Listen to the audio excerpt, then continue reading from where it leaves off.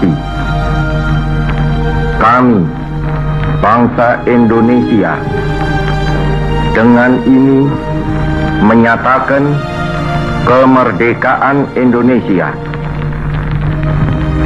Hal-hal yang mengenai pemindahan kekuasaan dan lain-lain diselenggarakan dengan cara saksama dan dalam tempo yang sesingkat-singkatnya. Jakarta, 17 Agustus 1945, atas nama bangsa Indonesia, Soekarno Hatta.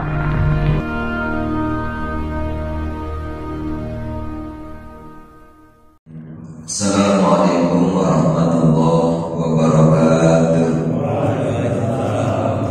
Alhamdulillah, wassalatu wassalamu ala rasulillah, la hawla wa la quwwata illa billah, wa ba'du. Yang saya hormati Ketua DKM beserta jajarannya, para ustaz, para hujat, para tokoh masyarakat yang dimuliakan Allah Subhanahu wa ta'ala. Mudah-mudahan pada malam hari ini Allah muliakan kita semuanya, Allah sehatkan badan kita, Allah gampangkan semua urusan-urusan kita. Mudah-mudahan di akhir hayat kita dengan husnul khatimah. Amin ya rabbal alamin. Para jamaah yang saya muliakan, sebelum masuk pada materi kita di malam hari ini, mari kita bacakan suratul Fatihah. Yang pertama kita khususkan untuk para pahlawan kita, para pejuang kita yang mereka telah meneteskan darahnya untuk menegakkan negara kita ini dan untuk memerdekakan negara kita, sehingga kita bisa merasakan kenikmatannya setelah mereka berjuang. Mudah-mudahan kita bisa mengisi ini dengan sebaik-baiknya. Lahumul Fatihah. A'udzu billahi minasyaitonir rajim. Bismillahirrahmanirrahim. Alhamdulillahi rabbil alamin, arrahmanir rahim, maliki yaumiddin. Iyyaka na'budu wa iyyaka nasta'in. Ihdinas siratal mustaqim. Siratal ladzina an'amta 'alaihim ghairil maghdubi 'alaihim waladdallin. Yang kedua kita khususkan untuk orang tua kita, kakek nenek kita, dan juga sesepuh-sesepuh kita yang telah mendahului kita di tempat ini. Mudah-mudahan Allah ampuni dosa-dosa mereka, Allah basuh alam kuburnya, dan alam kubur mereka menjadi Allah min riyadil jannah. Ala hadhihi niyyah lahumul Fatihah. A'udzu billahi minasyaitonir rajim. Bismillahirrahmanirrahim. Alhamdulillahi rabbil alamin, arrahmanir rahim, maliki yaumiddin. Iyyaka na'budu wa iyyaka nasta'in. Ihdinas siratal mustaqim. Siratal ladzina an'amta 'alaihim ghairil maghdubi 'alaihim waladdallin. Para jemaah yang saya muliakan, ada sebuah bait syair, sebuah bait syair dari Syekh Imam Al-Husaini. Yang pertama beliau mengatakan, wal ba'si wal qadril jalili wa jam'ina fi mahsyarin fihi al-khalaiqu tashamu. Ini termasuk kaitannya dengan syu'abul iman, syu'abul iman, cabang-cabang iman yang Rasul pernah mengatakan bahwa cabang-cabang iman itu ada 77 golongan, ya, ada 77 cabang, ya. Di antaranya adalah wal ba'si, iman kepada hari kebangkitan. Ini nggak usah kita bahas, udah dibahas sebelumnya kalau tidak salah. Kemudian wal qadaril jalili wa jam'ina, yang kedua ini yang akan kita bahas sedikit terkait dengan qadar, bahwa qadarnya kalau bahasa kita mah takdir gitu ya. Takdir. Kenapa? Karena kita hidup di alam dunia ini tidak lepas daripada takdir Allah. Itu sebagaimana dikatakan oleh Imam Nawawi di dalam kitab Qaumiyut Tughyannya. Beliau mengatakan fajami'u af'alil khalqi bi taqdirillahi ta'ala. Maka semua af'al khalqi, perbuatan-perbuatan makhluk yang ada di muka bumi ini, apapun bentuknya, itu dasarnya bi taqdirillahi ta'ala, dengan takdir Allah. Pantas di dalam pembukaan Undang-Undang Dasar 1945 mengatakan atas berkat rahmat Allah. Kan kalau bukan rahmat Allah enggak terjadi kemerdekaan. Makanya kita bersyukur atas berkat rahmat Allah, Indonesia merdeka. Ini kan bukan hanya doa dari orang yang sekarang, tapi memang doa kemerdekaan ini semenjak 500 tahun yang lalu.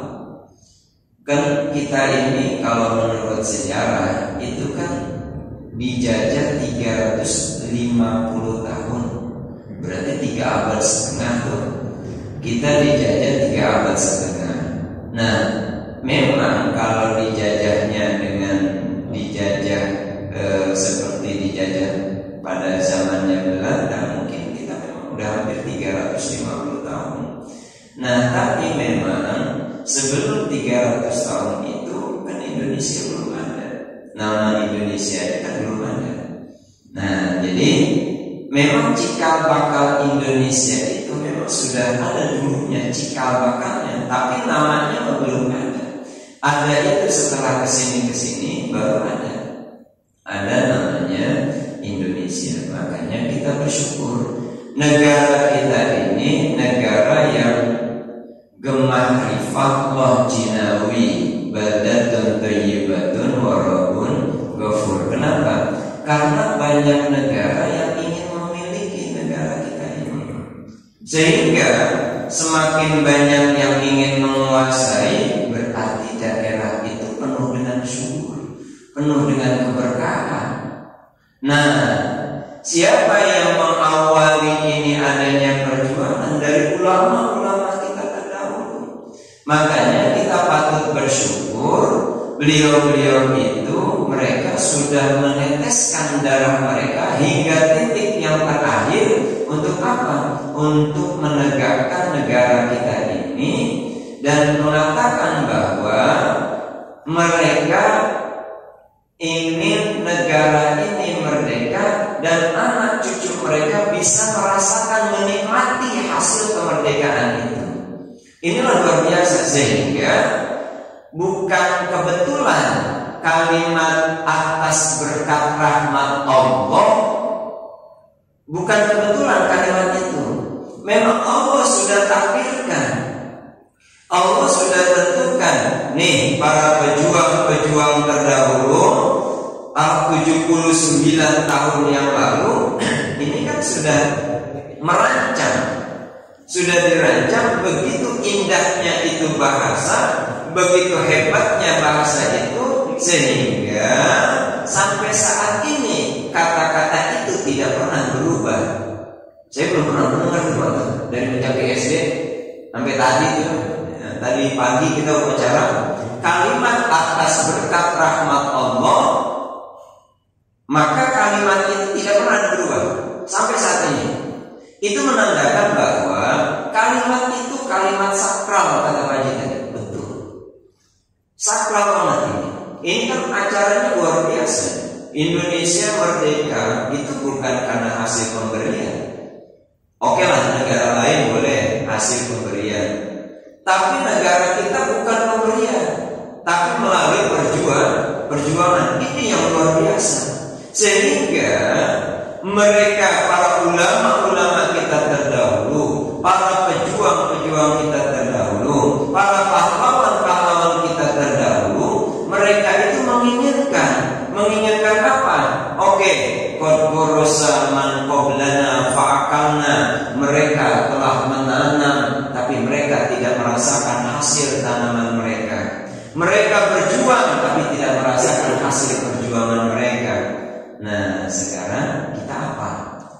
Makanya kita saat ini adalah wa nahnu nadrisu liyakulla man ba'dana. Kami nanam hari ini, kami tanam hari ini supaya orang-orang setelah kita, orang-orang setelah kami ini merasakan apa yang dirasakan oleh kita saat ini. Contoh, ini masjid mungkin 20 tahun yang lalu, ya 20 atau 15 tahun yang lalu kan nggak begini. Dulu itu masih berupa cerek di belakang itu, kamar mandinya itu di belakang sini. Karena saya waktu itu ingat di sini itu saya pernah jadi khotib dan nggak pakai Fatihah, nggak pakai Bismillah waktu itu.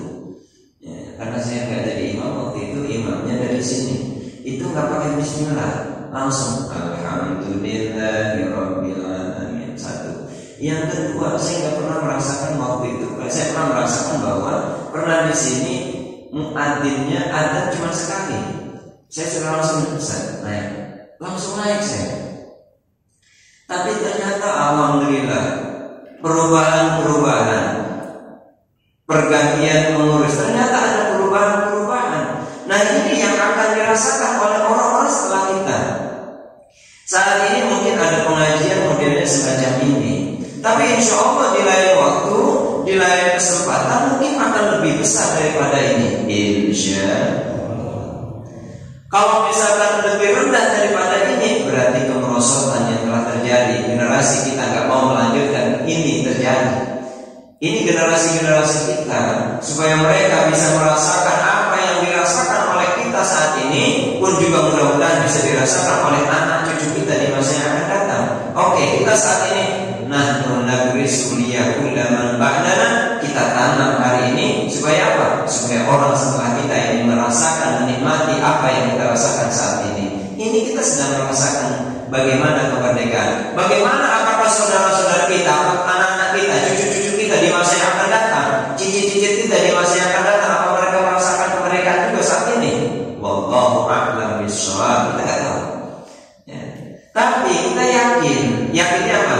Yakin Allah akan datangkan zahirina 'alal haq, orang-orang yang menampakkan kebenaran ketika memang kondisi itu dalam kondisi yang sangat fatal, yang sangat rusak, pasti akan ada kebenaran yang akan ditegakkan. Masya Allah, ini luar biasa. Makanya kita bersyukur ulama-ulama kita telah memberikan yang terbaik kepada kita. Apa yang mereka lakukan, inilah yang kita rasakan. Kita saat ini bisa mengaji enak semacam ini karena hasil dari kemerdekaan yang telah mereka tanamkan. Dulu zamannya Mbah Hashim Asy'ari, kalau ngaji model kayak semacam ini dipantau, diawasi. Tapi sekarang alhamdulillah enggak ada yang ngawasi, sehingga tidak banyak yang ngaji. Begitu. Kalau dulu diawasi, dipantau, yang ngaji banyak. Sekarang enggak ada yang ngawasi, kagak pernah ngaji. Inilah contohnya model-model kita saat ini. Makanya semua ini tidak lepas daripada dua, Pak, sebenarnya. Kita hidup di alam dunia ini tidak lepas daripada dua ketentuan. Yang pertama ada sunatullah, yang kedua ada qadarullah. Gitu Pak ya. Yang pertama sunatullah. Sunatullah itu adalah sesuatu yang memang pasti adanya, pasti terjadi. Contoh, kalau kita jatuh dari lantai 10, logika kita mati. Itu sunatullah. Gitu Pak ya. Tapi kalau misalkan dari atas lantai 10 dia jatuh kemudian hidup, itu qadarullah. Contoh, jatuh dari atas. Pas sampai di bawah, ada mobil pembawa kasur lewat. Kan lewat jatuh. Jatuhnya mana? Ke kasur. itu qadarullah, berarti takdir Allah. Yang seharusnya secara logika mati, tapi kan enggak, dia enggak mati. Begitu juga Indonesia ini, merdeka itu bukan sunatullah, tapi qadarullah. Indonesia merdeka, kenapa? Karena memang hasil perjuangan luar biasa. Dan ini pun dirasakan oleh saudara-saudara kita yang sekarang ini sedang dijajah oleh Israel, yang mereka ingin menguasai daerah itu, tapi dipertahankan oleh yang punya hak. Maka nanti Allah akan berikan kemerdekaan kepada mereka, insya Allah. Yakin itu. Kenapa? Karena ketika perjuangan sudah maksimal pada titiknya, maka Allah akan berikan kemerdekaan. Kita semenjak 350 tahun itu kan sudah memulai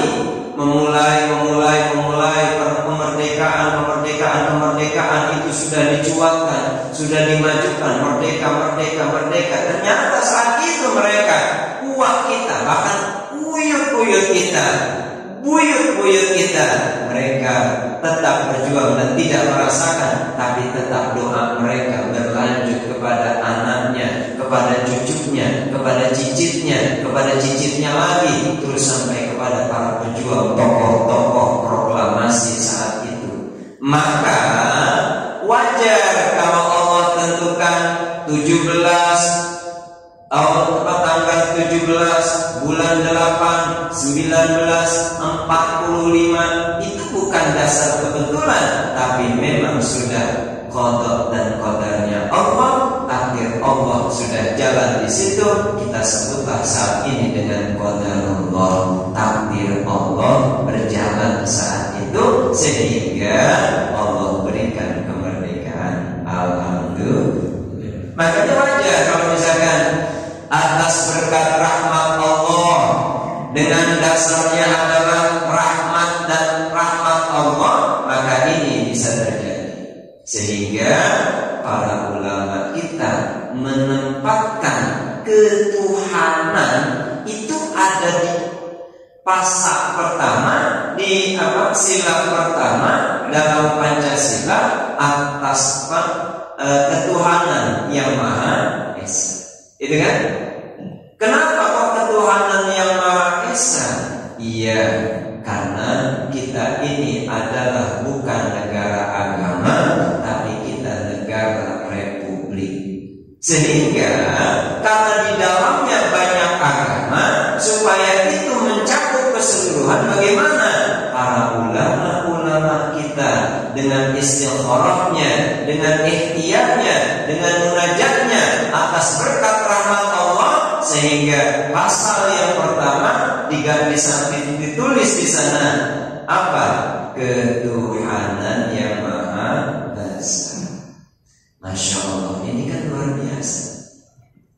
Nah, berarti semuanya itu sudah termasuk kepada qada dan qadarnya Allah, takdirnya Allah. Kenapa? Fayambaghi lil insani an yarda bi kulli ma yajri bihi al-qada. Oleh karena itu sehendaknya setiap manusia itu ridho dengan perkara, dengan apa-apa yang Allah telah takdirkan kepadanya.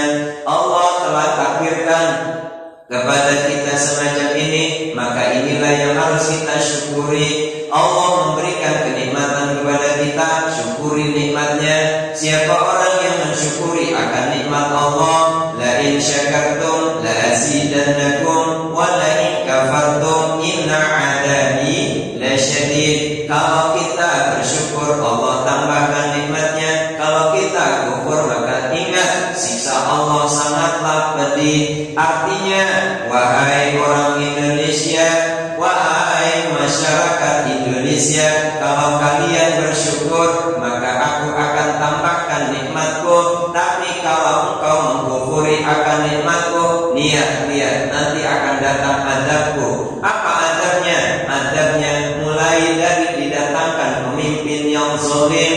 Nanti akan datang pemimpin yang zalim, datang sesuai dengan kaumnya. Saat ini kita model semacam ini, Allah datangkan pemimpin model semacam itu. Begitu seterusnya. Nanti ketika di masyarakat sudah ambalayah, adanya perjudian, adanya perzinahan, adanya mabuk-mabukan, maka Allah datangkan nanti pemimpin model kayak semacam itu. Kenapa? Karena pemimpin model semacam itu dipilih oleh mereka. Ini nih yang akan terjadi suatu saat nanti. Mungkin kita nggak merasakan, tapi anak cucu kita yang akan mereka merasakan nanti di kelak kemudian hari. Masya Allah, inilah para ulama sudah memprediksi tentang hal itu. Para jemaah yang saya muliakan, bahwa qada dan qadarnya Allah ini sudah berjalan kepada kita, dan bahkan sedang berjalan kepada kita. Hadirnya kita pada malam hari ini dasarnya adalah qadarullah, takdir Allah, kita berada di sini. Ini pun juga saya datang ke sini. Ini kan bukan jadwal saya. Ini jadwalnya Ustaz Taufik. Makanya saya tanya Ustaz Agus, ini jadwalnya siapa? Ustaz, jadwalnya Ustaz Taufik. Oh, karena beliau ada halangan. Dan akhirnya Ustaz Agus WA ke saya, Ustaz bisa kami isi malam ini? Insya Allah saya bisa. Kebetulan saya nomor kosong di malam minggu ini, jadi saya bisa ke sini. Alhamdulillah. Ini takdir Allah, ini qadarullah bahwa saya harus ada di sini malam ini. Begitu ceritanya. Pada jamaah yang saya muliakan, makanya Allah enggak melihat dari postur kita. Allah akan melihat dari ma fi qulubina wa a'malina. Allah akan melihat apa-apa yang ada di dalam hati kita. Ini para ulama-ulama kita terdahulu, para pahlawan-pahlawan kita terdahulu, baik yang muslim ataupun non-muslim, mereka berjuang adalah untuk menegakkan ini. Dasarnya adalah mereka itu niat yang muslim, niatnya lillahi ta'ala. Kenapa? Karena itu konsepnya yang telah diberikan kepada para ulama kita, kepada para pejuang-pejuang yang ada, sehingga mereka mempunyai giroh yang luar biasa. Makanya kalau kata Mbah Hasyim Asy'ari, hubbul watan minal iman, cinta tanah air bagian daripada iman. Maka ada disebutlah resolusi jihad saat itu. Kenapa? Hasil dari doktrin para ulama-ulama kita bahwa hubbul watan minal iman, cinta tanah air bagian daripada iman. Sehingga Masya Allah, arek-arek Surabaya tanggal 10 November itu mengatakan bahwa ayo, apa yang mereka takbirkan, apa yang mereka keluarkan, yang mereka keluarkan kata Bung Tomo, Allahu Akbar, Allahu Akbar. Langsung mereka berjuang. Dasarnya apa? Hubbul watan minal iman, cinta tanah air bagian daripada iman. Masya Allah. Dari dasar itulah mereka menanamkan sifat itu ke dalam para pejuangnya, para santri yang mereka berjuang dengan penuh keikhlasan. Kenapa? Karena konsepnya adalah Allah tidak melihat postur, Allah tidak melihat harta, Allah tidak melihat apa yang kita pakai, tapi Allah akan melihat ma fi qulubikum. Sebagaimana riwayat daripada Imam Tabrani, innallaha ta'ala la yanzuru ila suwarikum. Allah, sesungguhnya Allah Ta'ala tidak melihat dari postur kalian, dari bentuk kalian, wala ila ajsamikum, dan juga tidak kepada jasa ahsamikum. Kalau di sini ahsamikum, wala ila ahsamikum, dan juga Allah tidak melihat daripada nasab-nasab kalian. Enggak, Allah tidak melihat daripada itu. Wala ila amwalikum, dan juga tidak melihat kepada kebanyakan harta-harta yang kalian miliki. Walakin akan tetapi yanzurullah ila qulubikum wa a'malikum, akan tetapi Allah melihat kepada ma fi qulubikum, apa yang ada ada di dalam hati kalian, wa a'malikum, dan amal-amal kalian. Ini yang Allah lihat. Allah nggak lihat nih Pak nih, oh Ustaz pakaiannya semacam itu, pakai sorban, pakai gamis. Allah tidak lihat ini, tapi dilihat ma fi qulubikum. Kita pakai gamis baju putih, kemudian pakai udang-udang, Allah tidak lihat itu. Allah lihatnya ma fi qulubikum wa a'malikum. Nah, ini yang ditanamkan oleh para ulama kita terdahulu, sehingga doktrin itu kepada para santri, kepada para pejuang, maka mereka semangatnya luar biasa. Maka ada pejuang yang dinobatkan sebagai pahlawan, ada pejuang yang tidak dinobatkan sebagai pahlawan, tapi jasanya luar biasa. Ini kan banyak nih Pak. Ya mungkin kalau pahlawan itu hanya terbatas dengan hitungan, tapi yang tidak terbatas dengan hitungan, mereka itu adalah orang-orang yang disebut Pak di dalam Al-Quran itu dengan nama asyuhada. Mereka itu adalah orang-orang yang mati syahid.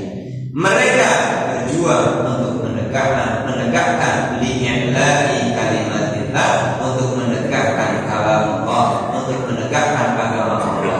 Nah, mudah-mudahan kita nanti ke depannya kita pun sedang menegakkan kalam Allah. Apa caranya? Caranya dengan cara semacam ini. Pengajian dengan cara kita berjamaah, dengan cara taklim, dengan cara zikir berjamaah, itu kita sedang menghidupkan kalam Allah. Maka mudah-mudahan ke depannya akan lebih baik lagi. Amin ya rabbal alamin. Nah, mungkin itu yang bisa disampaikan. Mungkin ada sekitar 10 menit atau 10 menit untuk ada sesi tanya jawab. Mangga, silakan.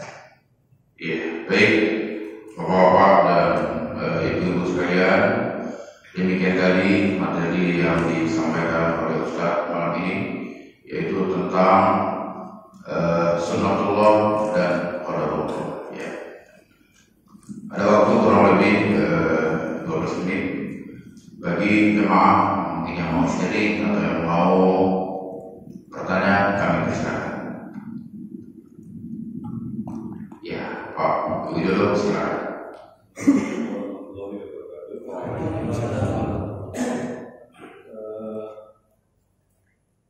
Ada yang mengatakan bahwa semuanya itu adalah makhluk Allah. Tapi ada juga yang mengatakan bahwa itu adalah hasil dari perbuatan manusia itu sendiri, gitu ya. Yang mengakibatkan terhadap sesuatu ini. Mohon penjelasannya bagaimana untuk mengkombinasikan. Terima kasih. Ya, bahwa wa jami'u af'alil khalqi bi taqdirillah ta'ala, semua af'al makhluk, perbuatan makhluk, ini kan kata perbuatan ini bisa jadi baik, bisa jadi buruk. Itu semuanya dengan takdir Allah. Makanya ada ayat yang mengatakan bahwa kalau itu baik, maka itu memang datang dari Allah, dan itu apabila itu buruk, itu memang datang dari dirimu sendiri. Artinya begini, dalam tauhid itu kita bahwa Allah memberikan ini, perbuatan ini Allah yang mengatur. Allah berikan kita kebaikan, Allah berikan kita kebaikan, maka ini semuanya kebaikan itu Allah yang mendatangkan. Dan apabila melakukan kejelekan, memang sebenarnya ya, kejelekan itu sebenarnya memang Allah sudah tentukan.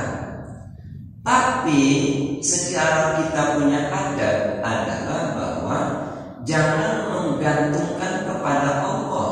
Kenapa? Karena itu adalah hasil dari perbuatan kita sendiri. Sebenarnya Allah menghendaki itu. Contoh gini, kan ada bahasa begini, saya akan melakukan perbuatan zina ini karena memang udah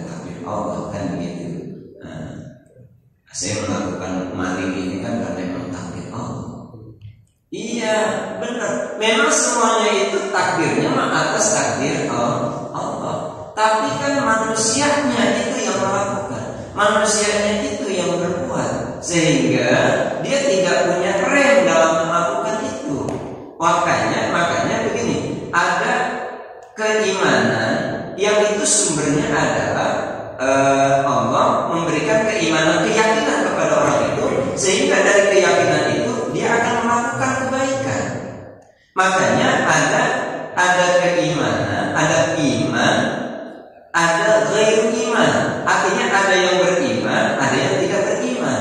Orang yang beriman yakin, dia akan mengatakan bahwa oh iya, itu adalah Allah sudah menentukan itu. Allah sudah menentukan ini, bahwa kebaikan yang kita lakukan semata-mata memang dari Allah. Kemudian keburukan yang kita lakukan ini bukan dikembalikan kepada Allah, tapi kembalikan kepada diri kita sendiri. Nah, ini kalau kita melihat itunya. Tapi kalau kita melihat daripada kita lihat dari segi ma'rifatnya, bahwa Allah mentakdirkan kita untuk melakukan ini, pasti ada hikmah di balik itu. Contoh, ini ada orang umpama dia mencuri, kemudian dia katakan saya mencuri ini karena memang takdir Allah. Ini namanya orang yang masuk dalam paham qadariyah, bukan qadariyah, paham qadariyah. Artinya semua makhluk, semua apanya ini adalah takdir, memang sudah ditentukan oleh Allah.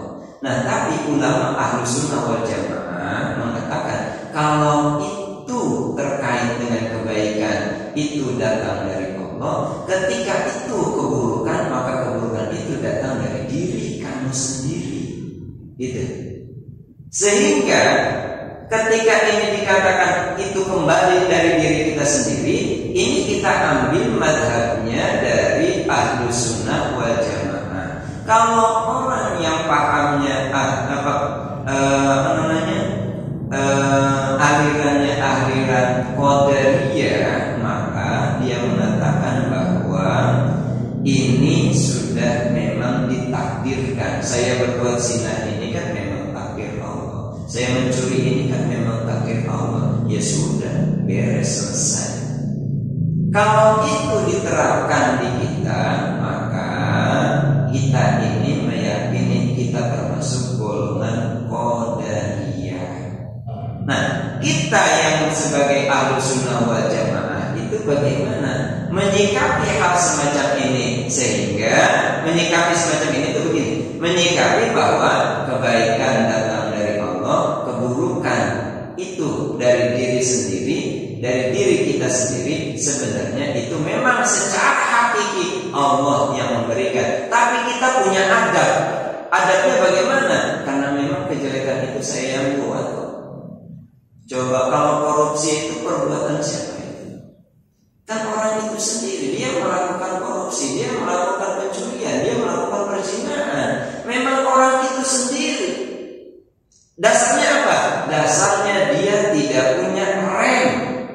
Nah, rem inilah yang dikatakan oleh para ulama dengan nama iman. Maka iman itulah yang bisa merem, sehingga dibatasi oleh para ulama usuluddin. Mereka mengatakan bahwa kalau itu kebaikan semua datang dari Allah, kalau itu keburukan semata-mata keburukan itu datang dari diri kamu sendiri. Tapi saya balik lagi tadi, ada hikmah. Ketika orang itu melakukan, oh dia kenapa melakukan mencuri? Oh pasti ada hikmahnya di balik itu.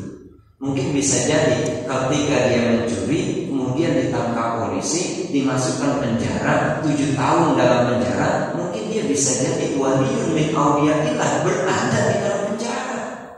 Kita ambilnya ke sana. Contoh, ini bukan 1-2, contoh banyak. Mohon maaf, ada orang yang ini dia dulu menjadi yang punya hutang miliaran. Akhirnya kan itu melakukan perbuatan yang menurut kita ini kan jelek begitu. Nah, sehingga karena dia nggak bisa bayar dan sebagainya, akhirnya diadukanlah sehingga dia masuklah dalam penjara. Nah, di dalam penjara itu ternyata dia melakukan hal-hal yang sifatnya baik sehingga dia menjadi hafizul Quran, kemudian menjadi seorang ulama, menjadi seorang dai. Ini luar biasa. Nah, ternyata ada hikmah di balik itu. Awalnya memang melakukan kejelekan. Contoh, kita pernah dengar yang namanya Presiden Irak. Siapa? Yang pernah hampir 30 tahun menjabat, Saddam Hussein. Itu karena ketika beliau pegang, negara itu maju luar biasa. Yang tadinya tidak dikenal menjadi terkenal, yang tadinya tidak ekonominya rendah menjadi ekonomi tertinggi saat itu. Itu luar biasa. Di akhir menjelang, di akhir hayatnya itu beliau mendapatkan kesempatan, beliau mendapatkan hukuman mati. Ternyata hukuman mati itu beliau anggap inilah yang terbaik buat saya, inilah enak buat saya, enteng beban saya. Sehingga selama 3 tahun berada di dalam penjara sebelum masuk pada masa gantungan, dia habiskan hidupnya untuk ibadah. Masya Allah, itu luar biasa. Sehingga orang itu memuliakan dengan jatah 3 tahun itu. Padahal menurut orang lain bahwa ini udah mendapatkan kejahatan internasional. Dengan sebab apa? Banyak membantai kaum Kurdi saat itu, katanya begitu. Masya Allah. Tapi di akhir hayatnya dia mendapatkan husnul khotimah. Kan kita juga belum tahu nih, kita termasuk su'ul khotimah atau husnul khotimah. Kan kita belum tahu nih Pak, ujung akhir kita kemana. Nah, makanya kita kan supaya kita mendapatkan husnul khotimah di akhir, maka kita husnul khotimah kepada Allah, kita husnuzon, baik-baik itu. Kita husnuzon kepada Allah, apapun yang datang kepada kita saat ini, entah itu kebaikan, entah itu keburukan, husnuzon, ini baik buat saya. Kalau kebaikan, memang ini yang kita harapkan dan semata-mata datang dari Allah. Kalau datang keburukan kepada kita, ini Allah sedang menegur kita saat ini. Itu kan ada hikmahnya. Inilah para ulama Ahlus Sunnah wal Jamaah mengatakan demikian. Begitu ya Pak ya. Baik, terima kasih. Ya, cukup Pak Widodo. Ya. Ada yang lain? Ibu di belakang, ada yang mau nanya?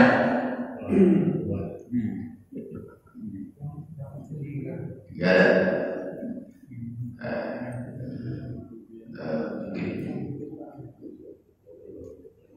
Masih ada waktu. Masih ada waktu 5 menit lagi ya. Itu terkait sunnatullah tadi. Untuk dalam kehidupan kita, apakah bentuknya sudah itu takdir itu, atau memang sudah ditakdirkan sebelum kita lahir, atau memang gimana ini realisasinya? Terima kasih. Ya, bahwa kita ada di alam dunia ini, yang pertama memang takdir Allah. Kita tak ditakdirkan oleh Allah untuk ada di alam dunia setelah kita fastabiqul khairat. Kan kita ada perjuangan, Pak. Perjuangannya di mana? Ketika kita berada di alam rahim, itu kan kita berjuang. Main kebut-kebutan gitu. Ya kalau bisa main kebut-kebutan ya. Main kebut-kebutan kita dengan siapa? Dengan saudara-saudara kita. Ketika kita bentuknya berupa ovum atau sperma gitu kan, itu kan kita berjuang. Ribuan Pak, kita ribuan. Saudara-saudara kita itu ribuan. Sehingga kita fastabiqul khairat, siapa nih yang akan jadi untuk keluar dari rahim emak ini, siapa ini? Nggak taunya salah. Nah, setelah itu ya, setelah kita memang ini perjuangan, kita menang berada di dalamnya, maka sebenarnya Allah sudah tentukan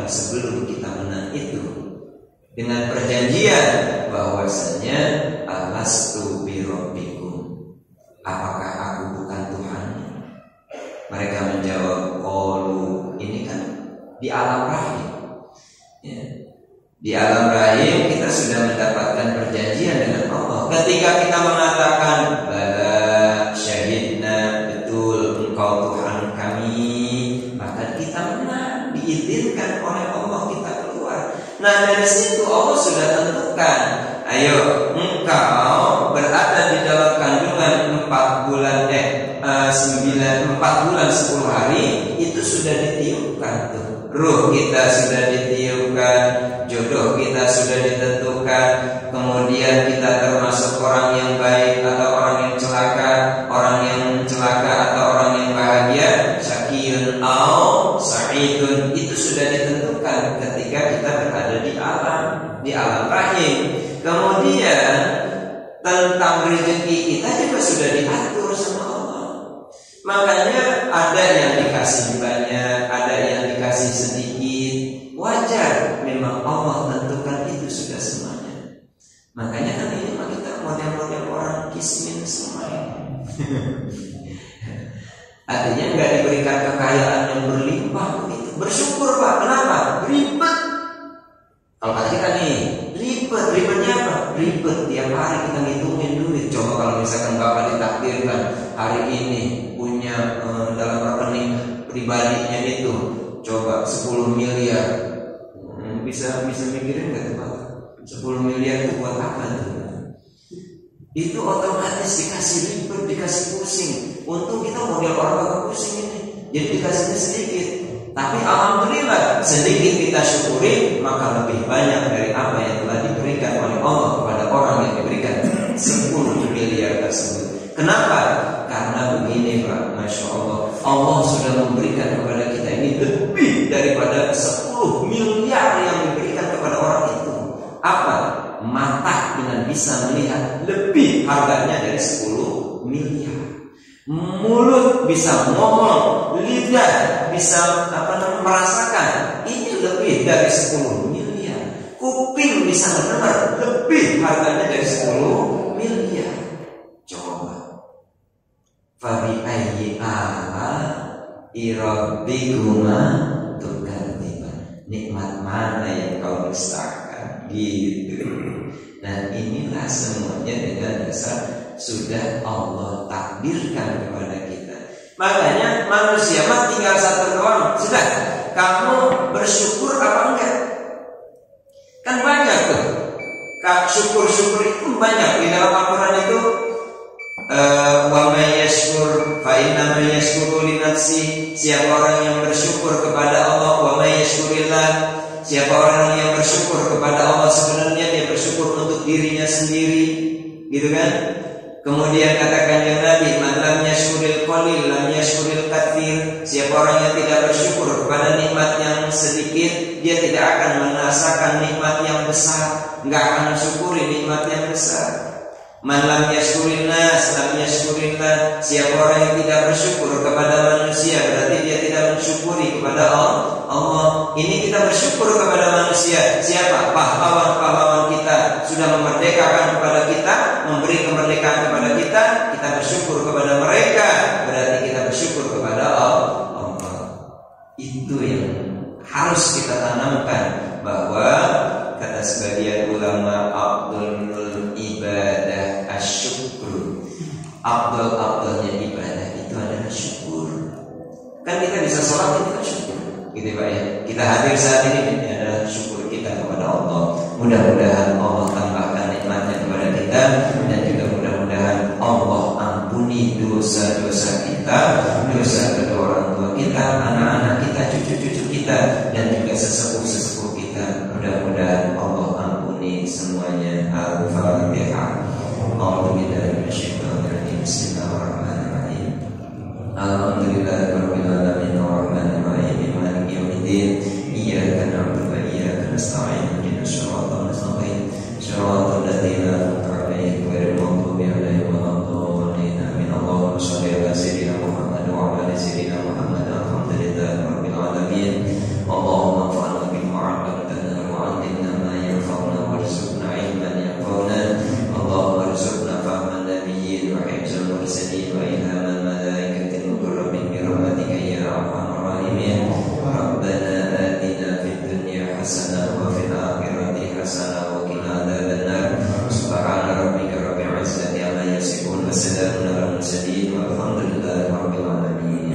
Ini saja yang bisa disampaikan, lebih kurangnya mohon maaf. Wassalamualaikum warahmatullahi wabarakatuh.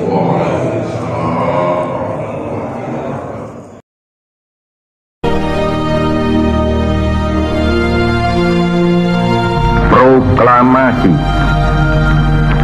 Kami, bangsa Indonesia, dengan ini menyatakan kemerdekaan Indonesia. Hal-hal yang mengenai pemindahan kekuasaan dan lain-lain diselenggarakan dengan cara saksama dan dalam tempo yang sesingkat-singkatnya. Jakarta, 17 Agustus 1945, atas nama bangsa Indonesia, Soekarno, Hatta.